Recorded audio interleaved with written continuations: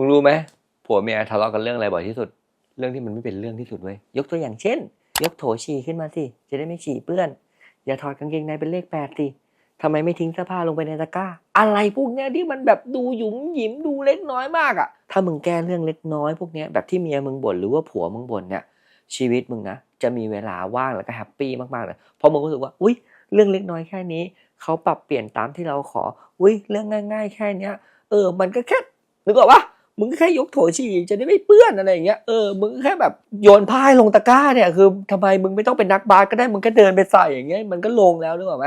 การที่เราทำเรื่องเล็กน้อยให้กับคู่ชีวิตของเราอ่ะมันเป็นความสุขเล็กน้อยที่ตื่นมาแล้วก็ไม่ต้องมาหงุดหงิดกับอะไรเรื่องแบบนี้กลับบ้านมาก็ไม่ต้องมาเจอเรื่องอะไรที่มันรู้สึกเฮงซวยแบบนี้มันเป็นเรื่องง่ายที่ทำไมมึงไม่แก้ถ้ามึงแก้เสร็จปุ๊บเนี่ยรับรองชีวิตคู่นะดีขึ้นเยอะเลยจะได้มีเวลาไปทำอย่างอื่นยกตัวอย่างเช่น